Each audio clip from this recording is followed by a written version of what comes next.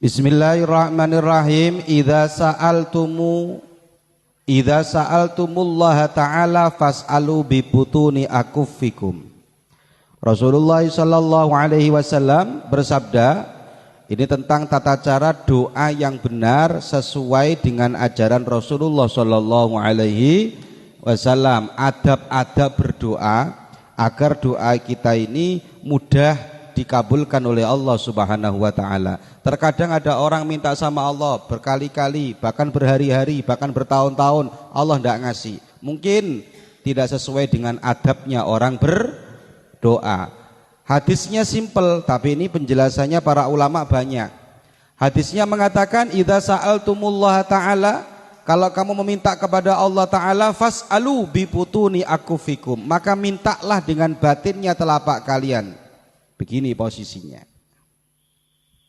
tengadah tangannya posisinya begini. Wala tas'aluhu bidzuhuriha, dan jangan kalian minta dengan zohirnya telapak tangan, luarnya, artinya dibalik tangannya. Summa la tarudduha, dan jangan kalian sekali-kali mengembalikan tangan kalian ke tempat posisi semula sampai kalian mengusapkan tangan yang sudah menengadah ke langit itu untuk diusapkan di wajah. Kenapa kok diusapkan di wajah?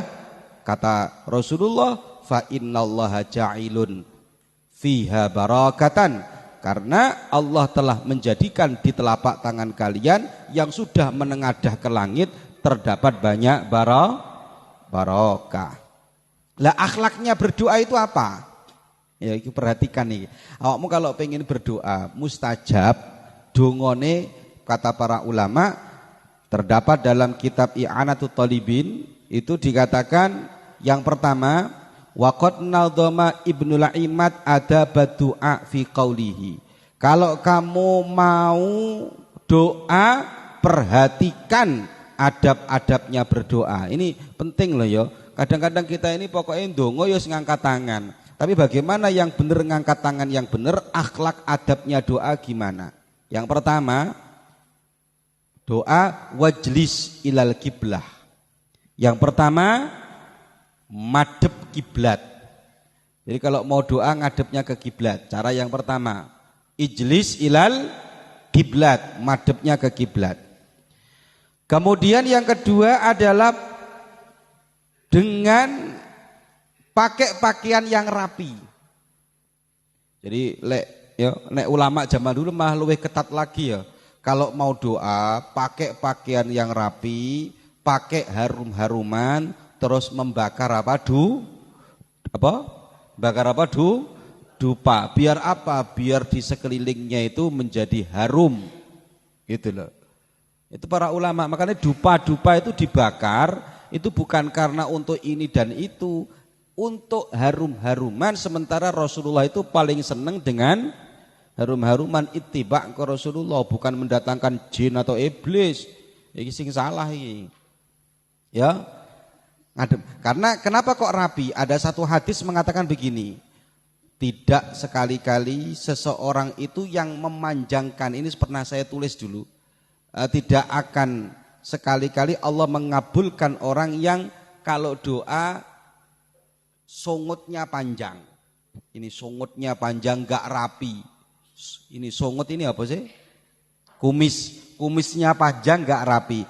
Para ulama diistimbati maksudnya kumis panjang itu apa? Masa hanya gara-gara kumis doa gak diijabahi? Mosok gara-gara kumis Allah gak ngasih? Ternyata maksudnya kumis dibiarkan itu maksudnya dia doanya badannya enggak rapi. Orang yang badannya enggak rapi minta sama Allah, Allah sulit akan ngasihnya. Jadi hadisnya jangan berdoa sembarangan, karena doa kita kadang bisa dikabulkan, bisa tidak. Ya, kondisi posisinya syarat yang kedua rapi. Yang ketiga ini cara ngangkat tangan. Nah ini. Sebelum ngangkat tangan, terus bilhamdi mubtadi'an wa bisolati alal mukhtar min Rasulillah.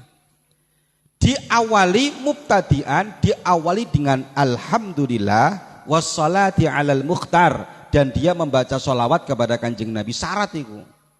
Jadi kalau ngangkat tangan pertama jangan langsung, ya Allah kasih saya mobil, kasih saya pesawat. Itu salah iku wisan cara ndongone. Gimana? Mubtadi'an bil hamdi wassalah. Diawali dengan membaca alhamdulillah. Jadi angkat tangan pertama langsung alhamdulillahirabbil alamin. Wassalatu wassalamu ala sayyidina wa habibina wa syafi'ina wa qurrati a'yunina wa maulana Muhammadin. Makanya kita enggak pernah tahu ya. Coba ini bisa pakai itunya, dipakai. Jangan ditulis terus, lihatnya sini. Jadi kita kalau dengarkan doanya ulama-ulama, kiai-kiai, itu enggak pernah mereka langsung doa Allahumma ighfir lana dzunubana, langsung tidak pernah kita doa. Ayo coba, guru-guru kita ini kalau doa enggak ada yang langsung doa, ngangkat tangan langsung doa, pasti dimulainya bismillahirrahmanirrahim. Alhamdulillahirabbil alamin. Hamdan yuwafi ni'amahu yukafi'u mazidah. Pasti habis itu terus doa sholawat. Para ulama kita nggak ada yang doa langsung, nggak ada, karena memang ada fit doa mubtadi'an bis shalah mubtadi'an bil hamdi wa bis salati alal mukhtar. Jadi awalnya diawali dengan membaca alhamdulillah, kemudian membaca apa? Sholawat. Kemudian wamdud yadaika wasal. Setelah itu kamu angkat tanganmu. Gimana cara ngangkat yang benar? Nih perhatikan. Ya, perhatikan dulu. Ojo ditulis sih. Perhatikan. Cara ngangkat tangan yang benar, antarfa'a yadaika hadwa mangkibaika. Yaitu kamu ngangkat tangan diluruskan dengan dua pundak kamu. Nah, posisinya bukan begini, ketinggian. Atau kadang-kadang doanya ditaruh di kakinya. Amin. Amin, kayak orang tidak punya tenaga itu. Doa yang benar diluruskan dengan apa? Hadwa mangkibaika. Luruskan dengan dua pundakmu. Nah, belum selesai ini. Wal istighfar, ketika kamu minta ampun kepada Allah, antusyira bi usbu'in wahidatin. Kalau kamu waktu meminta ampun kepada Allah, jari telunjuk ini suruh nunjuk.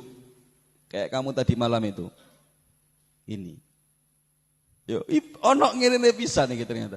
Tapi ketika istighfar, ya Allah ya Rabbana lakal hamdu. Awalnya gini, terus Allahumma ighfir lana. Lah, Allahumma ighfir lana kon ngene rek. Bukan begini ya, ini. Kalau gini fuck you iki. Ya, gini. Ya. Ngene sing bener ya.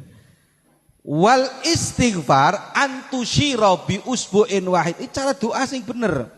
Kalau kamu membaca istighfar, meminta ampun, atau antusyira bi usbu'in wahidatin. Jadi dengan cara menunjukkan telunjuk. Allahumma ighfir lana dzunubana ini, ya. Wa rafa'a yadayhi wa ja'alahuma mimma yali wajhahu. Kemudian dia ngangkat tangannya, ini posisinya lurus di apa ini namanya? Di pundak. Kemudian lurus di pundak, wa rafa'a yadayhi wa ja'alahuma mimma yali wajhahu, dan dia posisinya di depan wajahnya. Posisinya nih, lihat nih. Di depan wajahnya, bukan di sini doanya. Tapi di depan wajahnya. Ketika di depan wajahnya, para ulama ada yang mengatakan wa ilsaku kulli minhuma bil akhar ka'annahu yatanawalu syai'an yakhafu alaihi ayyasquta min baini yadayhi. Dia merapatkan kedua tangannya yang seakan-akan dia akan mendapatkan sesuatu dan dia khawatir, yakhafu ayyasquta. Dia khawatir apa yang dia minta akan jatuh. Coba kalau kamu minta gini, dikasih uang oleh orang atau dikasih sesuatu oleh orang, kalau tanganmu nggak dirapatkan, jatuh barangnya. Kalau kamu minta sama orang nggak dirapatkan gini kan jatuh. Ini coba perhatikan. Ini posisinya. Jadi posisi tangannya apa? Rapet, bukan begini. Kalau begini dikasih orang geger, jedar. Begini. Posisi tangannya itu posisinya nempel wa yakhafu alaihi ayasquta min baini yadayhi, seakan-akan dia dikasih sesuatu dan dia khawatir sesuatu itu akan jatuh. Itu posisinya begini. Itu yang benar ya. Itu ngono yang benar ngono. Terus selesai tadi itu dia mengusap wajah. Mengusap apa? Wajah. Mengusap wajah ini artinya di sini di luar salat, tamsahu hatta tamsahu biha wujuhakum. Selesai doa dia ngusap. Illa fi shalah. Kalau dalam kitab Bughya, kalau dalam kitab Al-Baijuri itu dikatakan balil aula tarkuhu fi shalah. Kalau di dalam salat enggak usah. Yang utama tidak mengusap wajah. Itu kalau kamu kunut biasanya Allahumma hdina fiman hadait wa afina fiman afait. Iku nek sing ketok delok orang kalau kunut. Kalau dia kunut kok pinter kunutnya, dia enggak akan ngusap wajah. Alhamdulillahirabbil alamin langsung turun. Tapi kalau jarang baca kitab biasanya ya alhamdulillahirabbil alamin diusap muka nih. Sak badan-badannya diusap batal kabeh malahan. Kalau sholat kayak gitu. Jadi kalau dalam bedanya gitu, apa bedanya doa di sholat dan di luar sholat? Ngangkat tangannya sama. Ngangkat tangannya sama. Tapi yang beda, kalau di luar sholat itu dianjurkan untuk mengusap wajah. Tapi fi kharijis shalah al-aula tarkuhu. Kalau di luar sholat dianjurkan untuk tidak mengusap wajah. Nah itu yang ya paham ya, paham nggak ya? Kemudian dia ngadep kiblat, menengadahkan tangannya di langit. Caranya menengadahkan tangannya di langit gini rek, nih perhatikan ya. Ini menengadahkan tangannya di langit. Ono sing takon, sing aneh-aneh, sing takon. Berarti kalau begitu Allah di langit, karena kita doanya ngadep ke langit. Karena mintanya kemana kita? Ke atas kan? Nah ini kan berarti kan Allah di atas, Allah di langit. Ini ono sing ngartikan kayak gitu. Padahal sudah jelas dalam kitabnya wujudu Rabb billahi awalus bila zamanin. Wujudnya Allah itu tanpa arah, tanpa waktu, tanpa tempat, tanpa zaman. Nah kalau gitu berarti kok kita suruh ngadep ke langit doanya. As-sama kiblatud du'a kama anal Ka'bah kiblatus shalah. Caranya ngono maknane ini. Langit, annas sama, langit itu kiblatnya doa.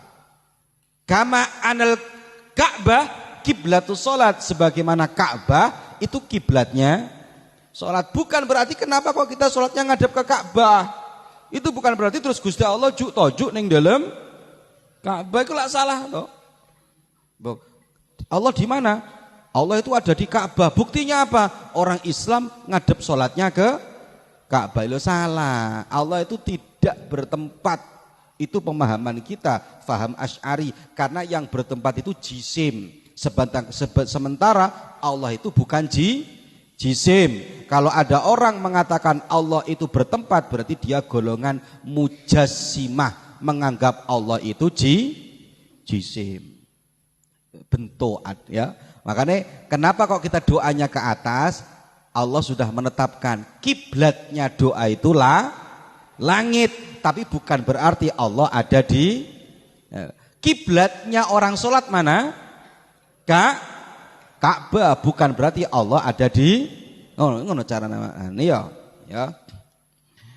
Kemudian setelah itu ngangkat tangan tadi itu yang sudah benar, wamdud yadaika. Nah ini yang terakhir ya. Kamu meyakini sebelum doa bahwa doamu Allah maha mengijabahi. Itu penting itu. Tidak ada yang tidak mungkin. Ini kalau enek sing ngomongin ad-doa mukhul ibadah. Doa itu intisarinya ibadah. Ada yang mengatakan ad-doa saiful mu'min. Doa itu senjatanya orang Kalau senjata loh ya. Kalau sudah senjata tidak ada yang tidak mungkin. Oh dia kayaknya enggak mungkin buat saya. Enggak ada yang enggak mungkin kan lebih ya. Tapi dia terlalu jauh. Enggak ada yang enggak mungkin. Kenapa? Ya iya. Wong garam di lautan, asam di gunung. Ternyata bisa ketemu ketika sampai ning Ecobik kan ketemu. Ya kan? Garamnya ada di lautan, asamnya ada di gunung. Tapi ketika membuat sambel ketemu asam dan garam. Walaupun kau di sana, aku di sini, tetap akan ketemu kalau Allah yang menghendaki. Kan selesai itu. Ya tak? Makanya kamu kalau doa, kata guru saya, kalau kamu doa, ngangkat tangan, tata hatinya, ditata apa? Allah Maha Kuasa, Allah Maha mengijabahi. Yakin kalau doanya akan dikasih. Jangan ragu dulu. Ya Allah saya minta ini. Tapi kan ya Allah, apa mungkin ya Allah ya urusanmu ya banyak ya Allah. Loh kok ngomong urusan Gusti Allah akeh iku lho. Ya kojo ya. Jangan punya pemikiran bahwa Allah tidak ngasih, dikasih. Kalau nggak dikasih di dunia, mungkin dikasih di akhirat. Kalau kamu yang nggak dikasih, mungkin anakmu yang dikasih. Kalau anakmu nggak dikasih, mungkin cucumu yang dikasih. Betapa banyak orang yang doa, dia minta sama Allah, ternyata anaknya, cucunya yang dikasih. Ya Allah berikanlah kecukupan saya, ya Allah. Cukup yang sementara saya tidak pernah minta-minta, ya Allah. Berikanlah saya cukup semuanya, ya Allah. Dia nggak dikasih, tapi anaknya dikasih. Ya Allah saya kasih alim, ya Allah pinter. Dia nggak dikasih, cucunya yang dikasih. Kadang-kadang hebatnya orang bukan karena dirinya, tapi karena doanya kakeknya. Iya toh. Ngono loh, carane mikirin ngono ya. Terus kamu pernah doa? Ini yang jadi masalah ini. Ini yang jadi masalah orang-orang non aswaja. Yang tidak wajah. Kamu pernah doa gak? Kalau doa gini, Allahumma dafa'anal ghala'a wal bala'a wal waba'a, kan gitu. Doanya begini apa begini? Dibalik apa dipakai batin apa pakai zahir? Pakai zahir. Kalau gini, ya biasanya doa kalau doa Allah maghfir lil muslimin wal muslimat, begini doanya. Allahumma dafa'anal bala, dibalik set. Itu. Doanya kan balik-balik. Sebenarnya gimana? Ada keterangannya apa tidak? Ada hadisnya apa tidak? Hadisnya begini. Ada sahabat Anas bin Malik. Anas bin Malik ini pernah ra'aitu Rasulullah sallallahu alaihi wasallam. Jadi Anas bin Malik ini dalam Sunan Abi Dawud itu diceritakan Anas bin Malik melihat Rasulullah yada'u hakada, dicontohkan. Anas bin Malik, saya melihat dengan kepala mata saya sendiri melihat Rasulullah yad'u hakada. Rasulullah itu doanya dengan cara begini. Bagaimana? Bibatini kaffihi, dengan cara batinnya telapak tangan, wa zahiriha, dan juga kadang dengan zahirnya telapak tangan. Jadi Rasulullah doanya modelnya cara mintanya dua, begini dan begini. Begini hakada kata Anas bin Malik, hakada bi batin wa zahir. Kadang-kadang dengan begini, kadang-kadang dengan begini. Maka oleh Sunan Imam Abi Dawud diartikan, kalau kamu minta kepada Allah, amaman sa'ala, kalau dia minta kepada Allah bi batini kaffaihi, dengan cara batinnya telapak tangan berada di atas. Tapi kalau wa amaman sa'ala raf'a syai'in waqa'a bihi minal bala fasunnah. Kata-kata ini fasunnah.